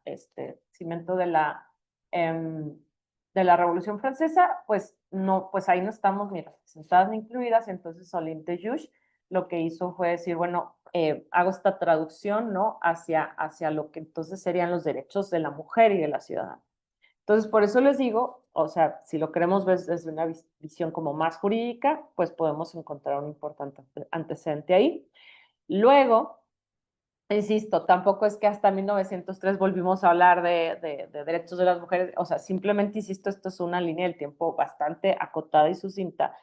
Pero en 1903 tenemos otro hito, ¿no? Histórico, como es el movimiento sufragista, en donde Emily Pankhurst en Inglaterra busca también como, bueno, como decíamos, desde esta visión de la igualdad formal, decir, pues eso que tú le estás reconociendo o que ya está reconocido para los hombres y que nadie preguntó, nadie cuestionó, fue de, pues sí, claro, ¿no? Tiene lógica, ¿no? Reconozcamos derecho al voto a los hombres. Pues para las mujeres fue motivo de una revolución, ¿no? O sea, bueno, revolución me refiero a que se tuvo que verdaderamente hacer todo un movimiento, ¿no? Para que se pudiera lograr ese derecho al voto. Y 1948 encontramos esta Declaración Universal de los Derechos Humanos, que alguien podría decir, bueno, pero eso que tiene que ver con los derechos de las mujeres y no habla en sí. Pero, y efectivamente, ¿verdad? No es que como tal hable de derecho a la mujer, habla, pero sí que abrió una puerta muy importante porque nos habló o incorporó esta cláusula antidiscriminatoria, en donde dice que, bueno, pues las personas no pueden gozan de los mismos derechos y no pueden ser condicionados, obstaculizados o hechos nulos, ¿no? Con motivo de el sexo, el género, la pertenencia étnica y demás, ¿no? Entonces eso nos abrió la puerta para que en 1979 pudiéramos hablar por fin de esta Convención sobre la Eliminación de todas formas de discriminación en contra de la mujer, que me referiré como CEDAW. Y en 1994, a nivel interamericano, encontramos esta Convención Interamericana para prevenir, sancionar y erradicar la violencia contra la mujer. Asimismo, en el ámbito del derecho internacional de los derechos humanos encontramos otros espacios en donde se ha desarrollado o se ha dotado de contenido a todos estos derechos que tenemos en los instrumentos. Insisto, esto es solamente una revisión sucinta. Sin duda es muchísimo más rico lo que podemos encontrar en los documentos que se producen a partir de estas conferencias internacionales sobre población y mundiales sobre la mujer. Sin embargo, como, insisto, a manera de línea del tiempo, podemos encontrar que es en 1974 que se habla de este derecho a decidir al número de hijas e hijos. Pero más allá de decirles como todo esto que viene acá, sí mencionarles, o me parece importante decir, cómo fue a partir de 1980, 1985, en el marco de las conferencias mundiales sobre la mujer, y que voy a decir una cosa que es, si lo vemos, no fue hace mucho, ¿no? O sea, y no es que yo me quiera hacer acá como decimos, ¿no? Como el paro de decir, bueno, pues como naciste en el 85, no, pero en verdad que no fue hace mucho, o sea, si estamos diciendo que las mujeres históricamente hemos sido víctimas de violencias y demás, es decir, pues uno diría, pues esto se ha analizado desde, no sé, ¿no? Pues resulta que fue en el contexto de estas conferencias 1980, 1985, que empezó a visibilizarse el tema de la violencia contra la mujer en el ámbito de lo doméstico como un problema público. Y la verdad que a mí en lo personal me sigue generando, me sigue generando estupor, ¿no? O sea, es decir, hasta 1985. Insisto, no es porque antes no existiera la violencia contra la mujer, tampoco es porque a alguien se le fue, ¿no? Sino que ha sido todo el producto y el visibilizar la violencia contra la mujer, que hoy en día a las casi 100 personas que estamos conectadas en esta mañana, no nos queda la menor duda que el Estado tiene que hacer algo en relación con la violencia contra la mujer. Pero esto que hoy tenemos, que no nos queda duda del día de hoy, esto ha sido el resultado de esfuerzos de décadas, ¿no? Que el Estado entienda que la violencia que se vive en el ámbito de lo doméstico, de la pareja, la violencia contra las mujeres, es algo de lo que tiene que hacerse cargo. Y entonces, como les digo, no es que alguien dirá, bueno, pero ¿por qué en 1985? Pues se les fue, ¿no? Por supuesto que no. O sea, simplemente se han tenido como que hacer pues muchos esfuerzos por que la sociedad, el Estado entienda, es que sí tienes que hacer algo. No es una cuestión de personas en lo individual. Y que esto va muy relacionado con esta visión, nuevamente lo que les digo, esta visión androcéntrica de lo jurídico, en donde desde el derecho se dividía de lo público y de lo privado. O sea, lo público allá, lo que ocurre de la puerta para afuera, y en eso sí el Estado dice, yo aquí sí me hago cargo, ¿no? O sea, y eso de algunas cosas, porque también después también ha sido producto de mucho esfuerzo, reconocimiento de la violencia que se vive en los centros laborales. Pero bueno, pero ya cuando hablamos de lo privado, ya cuando hablamos de lo que ocurre de la puerta para adentro, ahí ha sido bien difícil que el Estado entienda, y el Estado me refiero, bueno, pues a las a través de las políticas públicas, de las instituciones jurídicas, entender como, sí, es que sí tienes que hacer algo, ¿no? Y 1995, la Declaración y Plataforma de Acción de Beijing, aquí encontramos esto que también ha sido un hito, ¿no? O sea, el que hoy estemos hablando con tanta cotidianidad y naturalidad de la perspectiva de género, bastante se lo debemos a esto que se mencionó en 1995, es decir, el quehacer del Estado debe estar permeado por esta perspectiva de género. En el marco del Sistema Universal de Protección de Derechos Humanos, únicamente me detendré a hacer referencia a estas características de la CEDAW. Ojo, la CEDAW tiene un comité que un poquito lo mencionaba hace unos momentos, un comité de expertas. Este comité ha desarrollado recomendaciones generales que también les invito a que puedan analizarlas. Hay una particular relacionada con la violencia la violencia cometida contra las mujeres en razón de género. Hay una en particular que se refiere a acceso a la justicia, en fin, ¿no?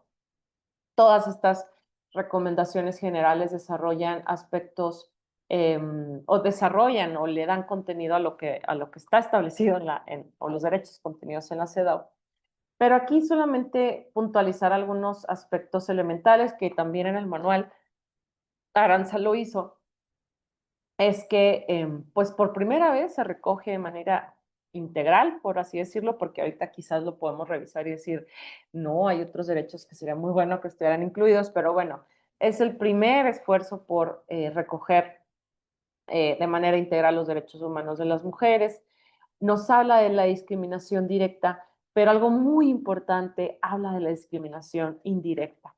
Esa que, si bien de no manera flagrante nos da o nos diferencia, ¿no?, en el acceso a los derechos, sí el resultado de cómo está escrita esa convocatoria, cómo está escrita esa convocatoria para el ingreso a un trabajo, cómo está escrita esa ley, sí que produce resultados en el acceso, en el ejercicio de los derechos de la persona, del grupo de personas. Nos habla de esta noción de igualdad formal, pero sobre todo aquí algo muy importante es que nos habla de esta igualdad sustantiva. Y esto es de suma relevancia porque, como les digo, algo que ya se tenía muy claro, pues, en el marco de los trabajos de la CEDAW, es que la igualdad formal no estaba alcanzando para que las mujeres pudieran acceder a sus derechos. Por tanto, fue importante pensar en una noción de igualdad que entonces nos permita que esa igualdad, esos derechos, perdón, que están escritos en un instrumento, sean una realidad. Entonces, es que se empieza o que se incorpora, pues, esta noción de igualdad sustantiva, una noción de igualdad que nos permita que que el Estado, ¿no? Siente las bases para que eso que está escrito en la ley sea una realidad.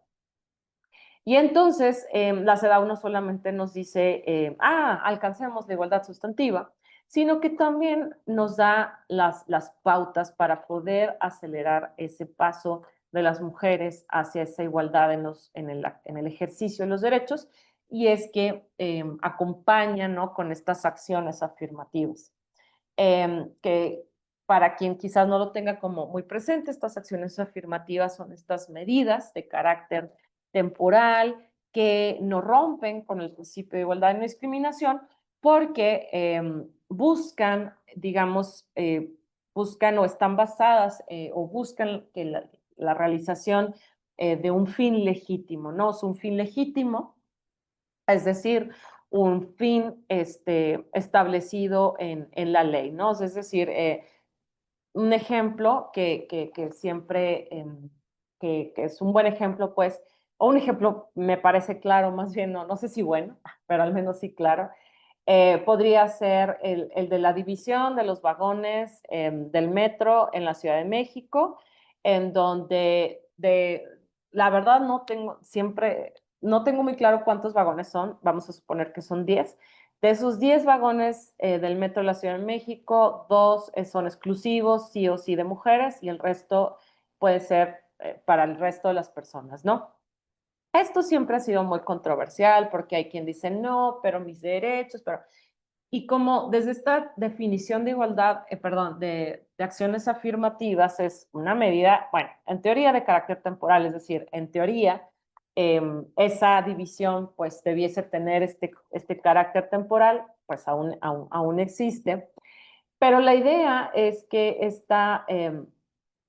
como hay una problemática muy seria de violencia sexual cometida en contra de las mujeres, es que para alcanzar ese fin legítimo, que es el derecho a libre tránsito, el derecho a una vida libre de violencia en el trayecto, en el ejercicio de un libre tránsito, el derecho a la movilidad de las mujeres, es que para alcanzar ese fin legítimo hacemos esta distinción, o sea, esta distinción que está justificada, que tiene un fin legítimo y que en teoría debiese ser temporal, esto para que las mujeres pues puedan ejercer este derecho a la movilidad, al libre tránsito en un contexto libre de violencia. Sin embargo, algo que siempre se ha dicho es que estas acciones afirmativas deberían de estar acompañadas de medidas transformativas, que es lo que decíamos hace unos momentos, porque si no, si solo nos quedamos en las acciones afirmativas, pues pasa lo que sí nos sigue pasando, ¿no? Es decir, si el día de mañana esa medida se levanta, por así decirlo, y dicen, ahora todos los vagones vamos a entrar todas las personas, no va a haber 2 vagones para las mujeres, yo al menos creo o anticipo, ¿verdad?, que la problemática de la violencia sexual en contra de las mujeres pues persistiría, ¿no? O sea, de ninguna manera creo que, o bueno, sería, como les digo, sería deseable que estas medidas afirmativas, como la división de los vagones en el metro, vaya aparejada de acciones transformativas para que el día de mañana, no sé cuándo, en algún momento, podamos todas las personas, sin riesgo de haber vulnerado nuestros derechos, o las mujeres el derecho a una vida libre de violencia, podamos gozar sin estar estableciendo estas divisiones, ¿no? Pero bueno, todo esto para decirles que justo sí, la CEDAW establece estas acciones afirmativas. La CEDAW cuenta con un protocolo facultativo. Ahí en el manual se desarrolla un poquito más este punto. Me lo voy a saltar para pasarme al Sistema Interamericano de Protección, deteniéndome de manera particular en la Convención de Belém do Pará. Y como les he platicado, esta convención habla, habla retoma esta visión transformadora que nos plantea la perspectiva de género. Porque como les digo, tradicionalmente lo jurídico establecía esta división entre lo público, entre lo privado, y eso ha generado muchas problemáticas para lograr que en el ámbito, para lograr que el Estado entienda en dónde sí tiene que intervenir, ¿no? Para proteger los derechos de las personas. Entonces, desde esta visión transformadora a la luz de la perspectiva de género, Belén do Pará nos dice, pues ya no, que ya no quepa duda, ya por si teníamos la inquietud de dónde sí, dónde no, Belén do Pará nos dice, la violencia se manifiesta en estos tres ámbitos y en esos tres ámbitos, Estado, tienes que hacer algo. En la vida privada, en la vida pública y así como la perpetrada o tolerada por el Estado, que como vemos en el caso de Campo Algodonero, que también está desarrollado en el manual, aquí nos sirvió muchísimo, ¿no? Este tercer punto de la violencia perpetrada o tolerada por el Estado, porque como no se pudo probar que fueron agentes estatales quienes sustrajeron y privaron posteriormente de la vida a las mujeres que fueron halladas en este campo algodonero, sí que se pudo demostrar que el Estado no protegió ni garantizó los derechos de estas mujeres que se encontraban en su momento, cuando los primeros momentos fueron las mamás y los familiares a decir de su desaparición, se probó pues que el Estado no hizo nada, no hizo una búsqueda y solamente utilizó estos estereotipos. Entonces, aquí, en este punto, esta violencia perpetrada o tolerada por el Estado, la Corte Interamericana, en este caso, le dijo al Estado, pues, si bien no te puedo condenar por el deber de respeto, sí por el de garantía, porque tenías todo para hacer algo y no lo hiciste. Sabías que estabas viviendo una situación sistemática y generalizada de violencia en contra de las mujeres, y en contra de mujeres racializadas que trabajaban en la maquila. Es decir, había un grupo muy puntual de mujeres que estaban siendo afectadas o sustraídas o privadas de su libertad y no hiciste absolutamente nada, ¿no? El artículo 6 de la Convención de Belém do Pará nos menciona cuál es este derecho con el que trabajamos muchísimo y sobre todo este porcentaje de personas que mencionó que trabajaba todos los días con la perspectiva de género, seguramente así utilizan este derecho a una vida libre de violencia todos los días o son operadoras y operadores en el marco de este derecho. Y entonces, el artículo 6 de la Convención de Belém do Pará nos dice cuál es este derecho a una vida libre de violencia. El contenido mínimo, ¿no? Como dice el Tribunal Constitucional colombiano, este coto vedado, este núcleo esencial, en el cual, si el Estado no cumple con esto, entonces ese derecho es nulo. Ese derecho, a ver, no lo estás cumpliendo, ¿no? O sea, como mínimo, necesitas que las mujeres sean libres de toda forma de discriminación, que seamos valoradas y educadas libres de patrones estereotipados de comportamiento y de prácticas basadas en conceptos de inferioridad y de subordinación, como mínimo Estado. Y de este derecho se desprenden deberes específicos que el mecanismo de seguimiento de la Convención de Belém do Pará, MESECBI, que también quienes quizás no lo tenían bajo el radar, y que estén interesados o que trabajen en el tema, les recomiendo seguir a la MESECBI porque la verdad hacen unos informes hemisféricos revisando, ¿no? el cumplimiento de los estados de lo establecido en Belém do Pará, y entonces hacen informes hemisféricos que me parecen muy buenos porque justo parten de estos diferentes deberes que se desprenden de la convención. Es decir, ¿qué ha hecho el Estado para prevenir? ¿Qué ha hecho el Estado para atender? ¿Y qué ha hecho el Estado para erradicar?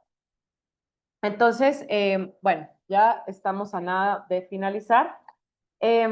Aquí solamente mencionarles, la Corte Interamericana comenzó a abordar de manera explícita temáticas de género a partir de 2006, en el caso del penal Castro contra Perú. Y a partir de 2009, con el caso González y otras Campo Algodonero, es que se hace un análisis más desarrollado del tema, conceptualiza lo que son los estereotipos de género. Y en el caso López Otro y otros contra Venezuela de 2018, profundiza en esta idea al señalar que los estereotipos de género no son son tanto causa como consecuencia de la violencia contra las mujeres. Pero no solamente eso, sino que este caso López Soto y otros contra Argentina también robustece estos estándares sobre cuando de responsabilidad hacia el Estado ante la falta de protección de violaciones cometidas por particulares. Esto también lo vemos en el caso Angulo Lozada, que también es un caso lamentable de violencia sexual en contra de Brizo Angulo Lozada contra Bolivia, en donde vemos otro ejemplo de de estándares relacionados con cuando el Estado es responsable por violaciones a derechos humanos cometidas en contra de particulares. Y simplemente mencionar que la Corte Interamericana, entonces, a partir en su jurisprudencia, ha aplicado la perspectiva de género para analizar el contexto, apreciar los hechos, analizar las pruebas, verificar las previsiones adoptadas durante la investigación de delitos que comprenden hechos violentos en contra de mujeres y niñas, y entre otras cuestiones que por acá le estamos viendo. Dentro de la jurisprudencia interamericana, la verdad que, bueno, ya les mencionaba, ¿no? A partir de 2006, en este caso del penal Castro, es que empezamos podría decirse que es como un punto de análisis, que dicho sea de paso, también había cierta inquietud, por decirlo de alguna manera, en el marco con juezas y jueces, sobre cómo podría conocerse, incorporarse a la Convención de Belém do Pará.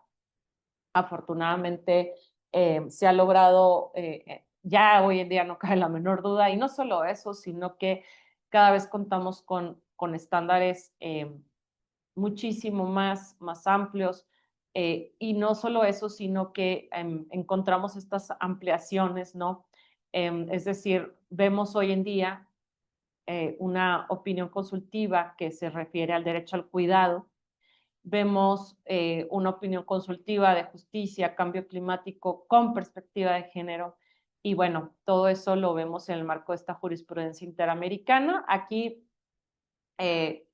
ejemplos muy paradigmáticos, el caso Inés Fernández Ortega y Valentina Rosendo Cantú, que si lo vemos desde esta mirada del contexto objetivo y subjetivo, lo podemos entender así, ¿no? O sea, ¿qué pasó en ese contexto objetivo? Esto es parte de esta metodología para analizar casos con perspectiva de género, que seguramente van a profundizar en ella en las siguientes sesiones. Simplemente aquí, ahora sí que para empezar a tener como esta visión de cómo podemos hacer este análisis con perspectiva de género y sobre todo identificando estos dos niveles, ¿no? De lo objetivo y lo subjetivo. Y como les digo, es que no solamente es quedarnos con esta identificación, decir, bueno, pues era una mujer indígena, adolescente, sino entrelazar las características con los hechos. ¿Qué características se relacionan con qué hechos? ¿Cómo esa característica, cómo eso que está en lo macro social impacta en lo meso e impacta en lo micro, ¿no? Esta revisión que les he invitado a realizar desde el comienzo de esta sesión. Aquí también, bueno, por acá confieso que me traje este cuadro del manual, porque me parece que también, me parece que es como un atajo, ¿no? A casos que, pues bueno, son finalmente resoluciones de hasta de 80, 100 hojas. Entonces, si bien a veces es como complicado leerlo todo, en estos cuadros sinópticos, pues encontramos estos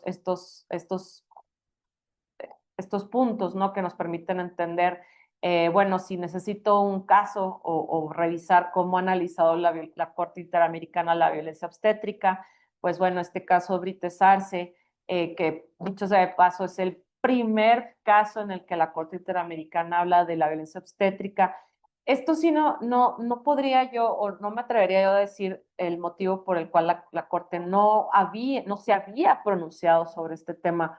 Eh, realmente que lo desconozco, quizás me daré a la tarea de investigarlo, pero lo que sí es que desde 2007, bueno, finales ya casi por eso del 2010, la Corte Interamericana ha recibido informes de fondo de la Comisión Interamericana, en donde ya la Comisión habla de violencia obstétrica.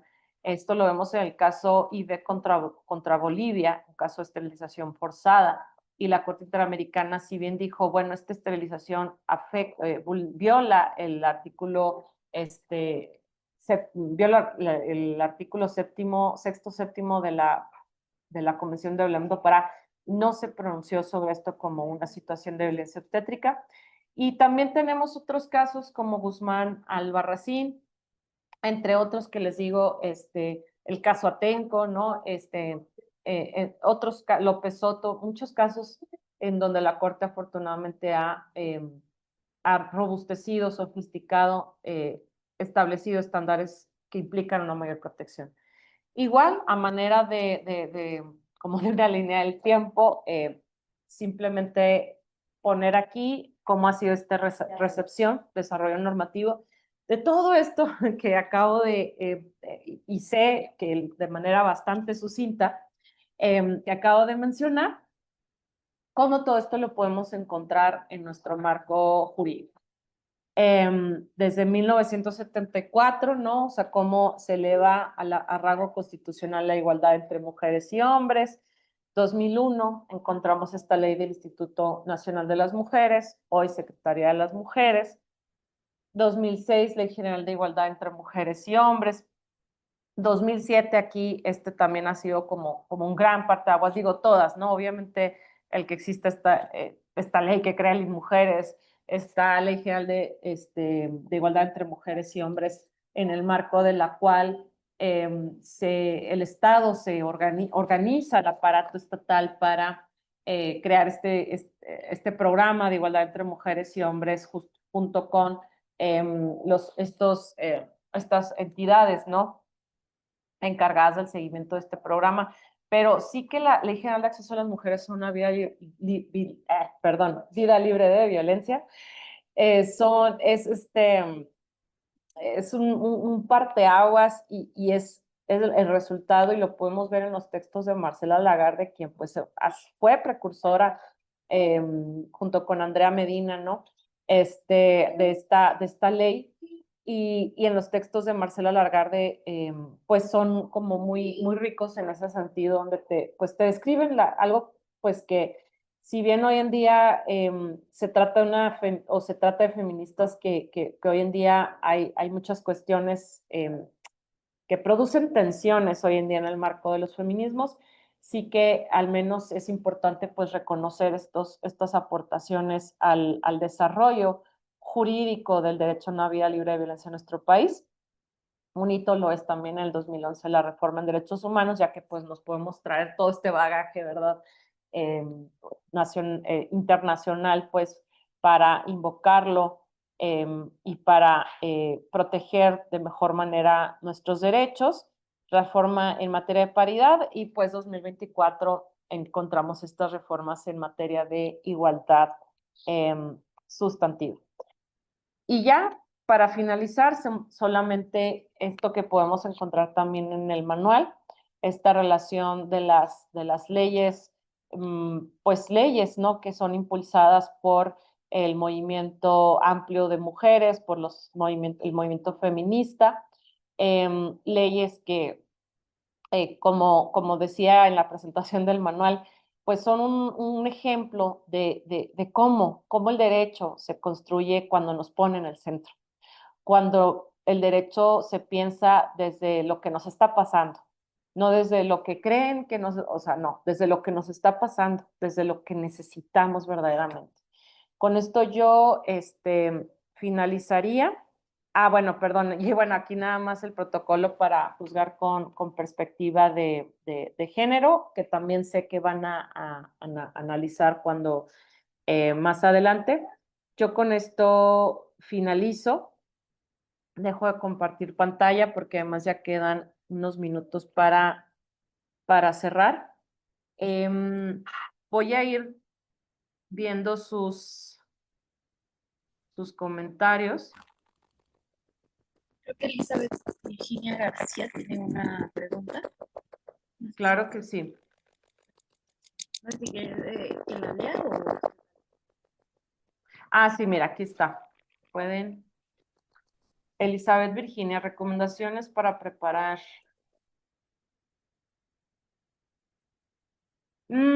Bueno, en relación a esto, a ver, es que el tema está en que, claro, las violencias tienen como estas particularidades, es decir, cuando veo personas sobrevivientes de violencia, bueno, mujeres sobrevivientes de violencia, de pronto se me viene a la cabeza, no sé, el trabajo que ha hecho Cultivando Género en materia de violencia digital. Y Cultivando Género ha hecho justo guías o sea, a lo que voy es depende mucho de la violencia de la que estemos hablando, ¿no? Cultivando Género, igual yo le paso a Aranza esto que les estoy diciendo para que lo puedan tener ahí bajo el radar. Ha hecho se dedica a temas de violencia digital, hace manuales sobre esto, guías sobre todo, muy prácticas, muy sucintas sobre cómo preparar, ¿no? tu caso o cómo llevar tu caso en esta materia. Por ejemplo, te dice desde qué hacer, si un video tuyo se mandó sin consentimiento a otras personas. Y entonces te va diciendo desde, bueno, o sea, qué hacer con las capturas de pantalla, qué hacer cuando vas con el Ministerio Público, qué hacer con los chats, también cómo puedes impulsar, ¿no? Que se baje ese contenido, que ya no se esté viralizando, eso, ¿no? Recientemente Impunidad Cero sacó una guía de hecho tiene también varias guías Impunidad Cero, para estos casos, para el seguimiento de casos de violencia vicaria, ¿no? O sea, que esa es otra violencia, otro caso. Y creo que un común denominador de estas guías, como les digo, trataré de pasarle a Aranza al menos las que les estoy mencionando, es que tiene que ver con, hay como un factor inicial.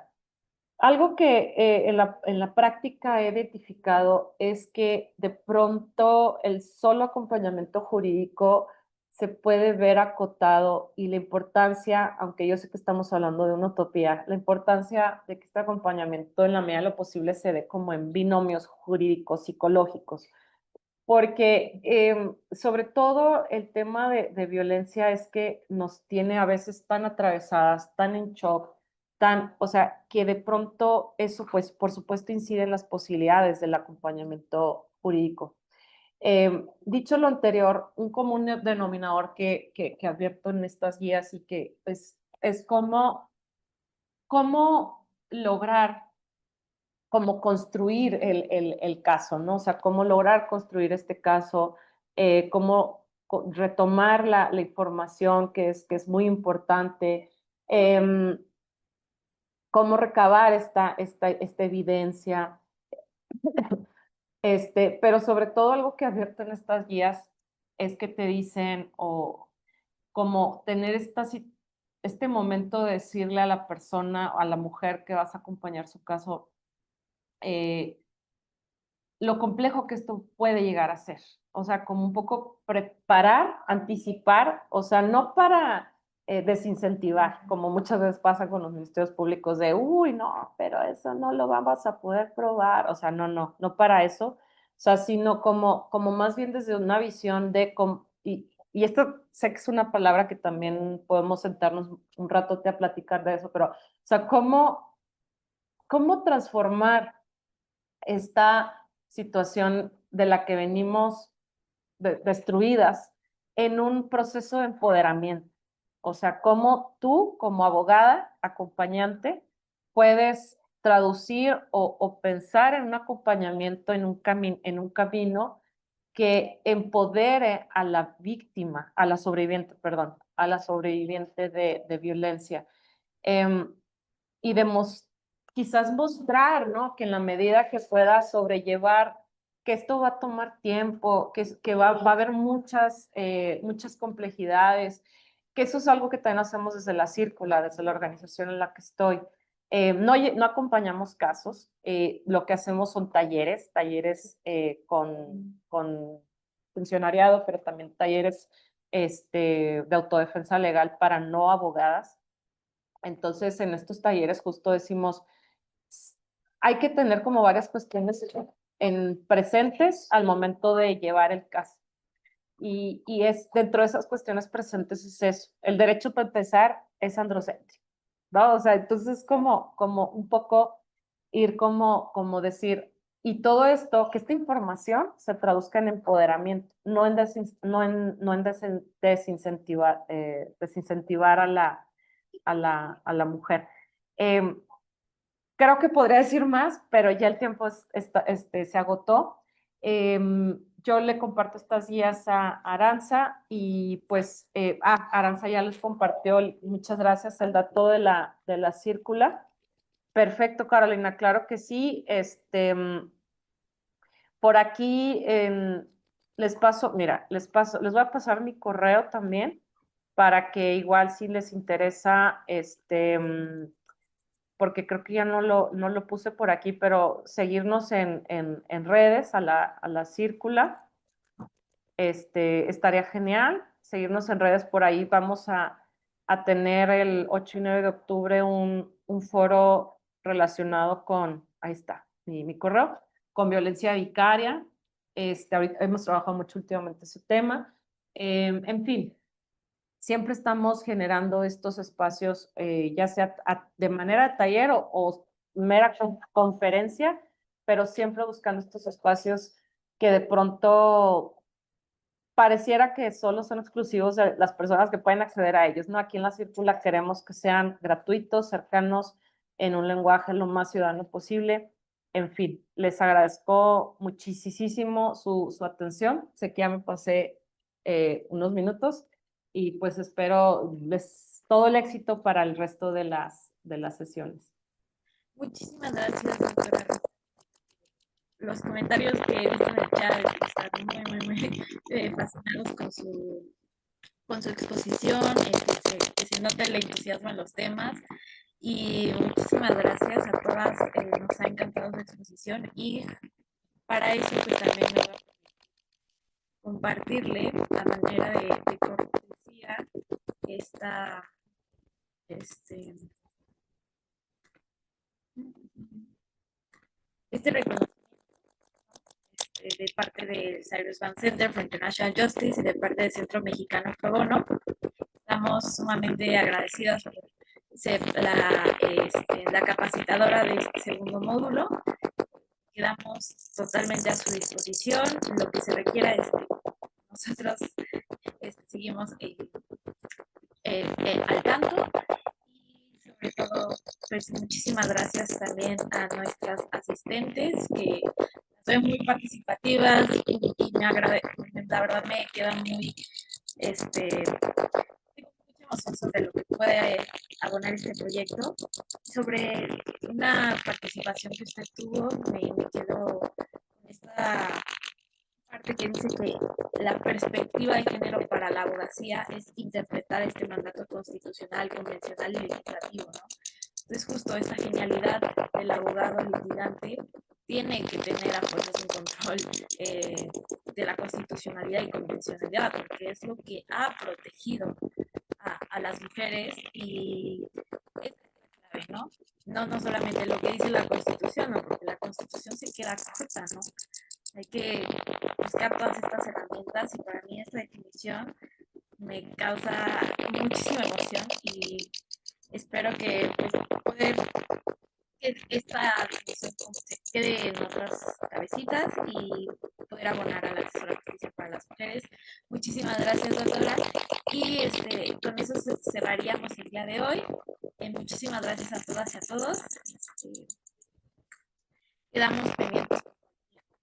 Yo les envío el material que la doctora Rita me comparta y muchísimas gracias. Nos vemos la próxima semana. Gracias.